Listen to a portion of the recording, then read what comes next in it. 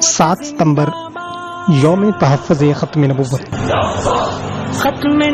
گزشتہ روز 6 ستمبر کو پوری قوم نے یوم دفاع پاکستان اس لیے منایا کہ 6 ستمبر کو ملک کی جغرافیائی سرحدوں کا تحفظ ہوا۔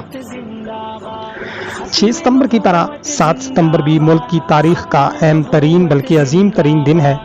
یہ دن صرف پاکستان کے لیے ہی نہیں بلکہ پوری امت مسلمہ کے لیے انتہائی تاریخی اہمیت کا حامل ہے۔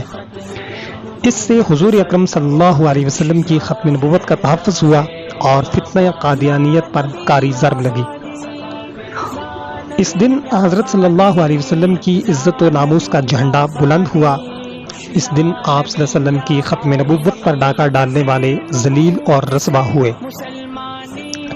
اس دن پاکستان کی پارلیمنٹ اور پوری قوم نے مل کر مرزائی اور قادیانی کو جسد ملت اسلامیہ سے کاٹ کر علیحدہ کر دیا اور انہیں آئینی طور پر غیر مسلم اقلیت قرار دیا گیا۔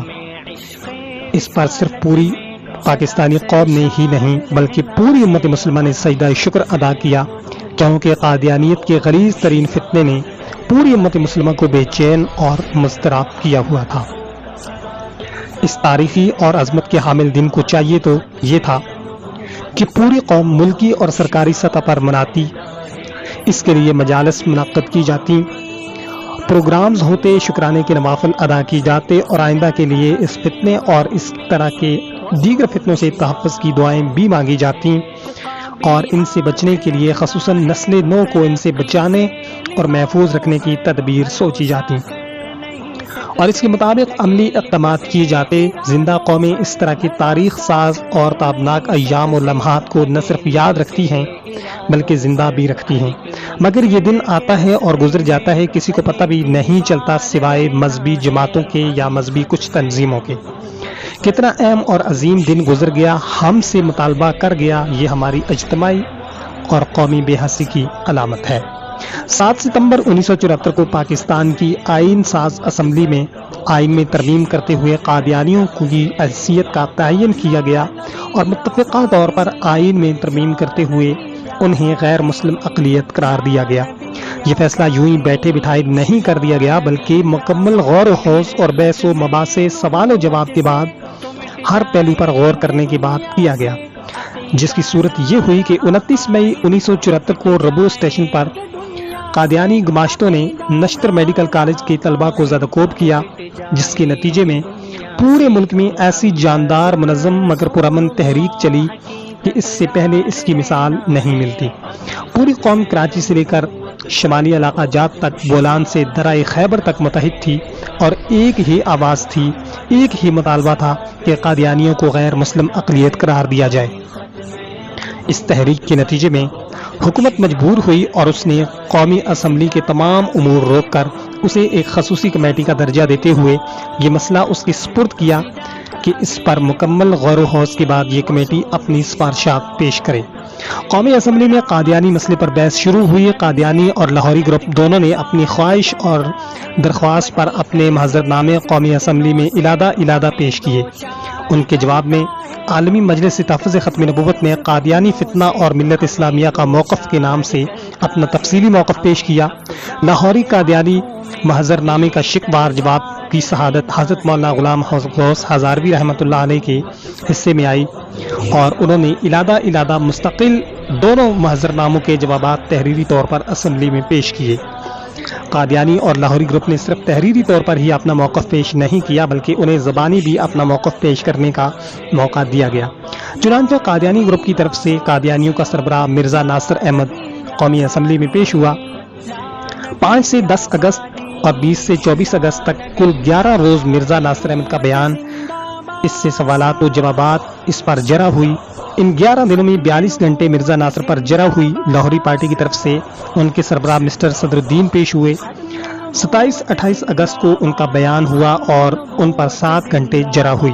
صدر الدین چونکہ کافی بوڑھے تھے، پوری طرح بات بھی سننے کی قوت نہیں رکھتے تھے، اس لیے ان کا بیان میاں عبد المنان عمر کے وسیلے سے ہوا۔ گواہوں پر جرا اور ان سے سوالات کے لیے اس وقت اٹارنی جنرل جناب یحییٰ بختیار کو متعین کیا گیا۔ انہوں نے پوری قومی اسمبلی کی اس سلسلے میں معاونت کی اور بڑی محنت اور جانفشانی سے اپنی ذمہ داری کو نبھایا۔ قومی اسمبلی کے ممبران اپنے سوالات لکھ کر اٹارنی جنرل کو دیتے اور وہ سوالات کرتے۔ اس سلسلے میں مفتی محمود، مولانا ظفر احمد انصاری اور دیگر حضرات نے اٹارنی جنرل کی معاونت کی۔ بالآخر پوری جرہ بیانات اور غور و فکر کے بعد قومی اسمبلی کی اس خصوصی کمیٹی نے اپنی رپورٹ وزیراعظم کو پیش کی۔ وزیراعظم پہلے ہی فیصلے کے لیے 7 ستمبر کی تاریخ طے کر چکے تھے، چنانچہ 7 ستمبر کو قومی اسمبلی کا اجلاس ہوا جس میں خصوصی کمیٹی کی سفارشات پیش کی گئیں اور آئین میں ترمیمی بل پیش کیا گیا۔ وزیر قانون نے اس پر مختصر روشنی ڈالی۔ اس کے بعد وزیر اعظم ذوالفقار علی بھٹو مرحوم نے تقریر کی۔ تقریر کے بعد بل کی خواندگی کا مرحلہ شروع ہوا اور وزیر قانون نے بل منظوری کے لیے ایوان کے سامنے پیش کر دیا تاکہ ہر رکن قومی اسمبلی اس پر تائید یا مخالفت میں رائے دے۔ رائے شماری کے بعد اسپیکر قومی اسمبلی نے 5:52 پر اعلان کیا کہ قادیانیوں کو غیر مسلم اقلیت قرار دینے والی آئینی ترمیم کے حق میں 130 ووٹ آئے ہیں، جبکہ مخالفت میں 1 ووٹ بھی نہیں ڈالا گیا۔ اس طرح قومی اسمبلی میں یہ آئینی ترمیمی اتفاقی بل منظور ہوا، الحمدللہ۔ ایک بات ذہن میں رہے کہ بڑے زور اور شور سے یہ کہا جاتا ہے کہ کسی پارلیمنٹ یا قومی اسمبلی کو کیا حق ہے کہ وہ کسی کے اسلام اور کفر کا فیصلہ کرے۔ یہ کہنا بالکل درست ہے، لیکن یہاں قومی اسمبلی نے انہیں کافر قرار نہیں دیا اور نہ ہی کوئی شخص کسی کے کفر اور اسلام کا فیصلہ کر سکتا ہے۔ اسلام اور کفر کا فیصلہ اس کے نظریات اور عقائد کی بنیاد پر ہوتا ہے کہ آیا یہ شخص اسلام کے مسلمہ اصولوں اور بنیادی عقائد کو مانتا ہے یا نہیں۔ قادیانی اور مرزائی چونکہ حضور اکرم صلی اللہ علیہ وسلم کی ختم نبوت کا انکار کرتے ہیں، اس لیے وہ مسلمان نہیں، کیونکہ ختم نبوت کا عقیدہ اسلام کے بنیادی عقائد میں سے ہے۔ ختم نبوت کا عقیدہ ایسا مضبوط اور لافانی عقیدہ ہے کہ قرآن کریم کی بے شمار آیات اور حضور اکرم صلی اللہ علیہ وسلم کی متواتر احادیث اس عقیدے کو بیان کرتی ہیں۔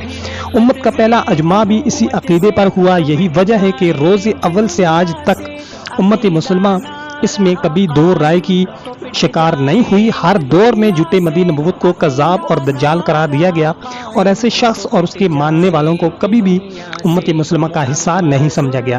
قادیانی مسلمانوں سے علیحدہ قوم ہیں، ان کے نظریات بھی یہی بتا رہے ہیں، ان کے اعتراف بھی یہی ہے۔ اسی کے مطابق قومی اسمبلی نے آئین میں ترمیم کر کے انہیں غیر مسلم اقلیتوں میں شمار کیا، جو عین انصاف ہے۔ جب سے یہ قانون بنا ہے اس وقت سے کوششیں جاری ہیں کہ کسی طرح یہ قانون یا تو ختم ہو جائے یا اس میں اس طرح ترمیم کر دی جائے کہ اس کی افادیت ختم ہو جائے۔ 7 ستمبر کے موقع پر پوری امت مسلمہ خصوصاً پاکستانی قوم یہ عہد کرتی ہے، ہم اس قانون کو تبدیل ہونا تو دور کی بات ہے، اس میں ادنیٰ سی ترمیم بھی نہیں ہونے دیں گے۔ اس لیے پوری قوم ہمہ وقت بیدار اور چوکنا رہنا ہوگا کہ کوئی بھی چور رستے سے اس میں نقب زنی نہ کر سکے۔ اللہ تعالی ہمیں تادم مارگ عقیدہ توحید کے ساتھ تحفظ ختم نبوت کے لیے قبول فرمائے۔ ویڈیو کو لائک اور چینل کو سبسکرائب کر کے گھنٹی کا بٹن دبانا مت بھولیے گا۔ تاجدار ختم نبوت زندہ باد، پاکستان پائندہ باد۔ رہنا ہے ختم نبوت پر بہت ہوشیار رہنا ہے۔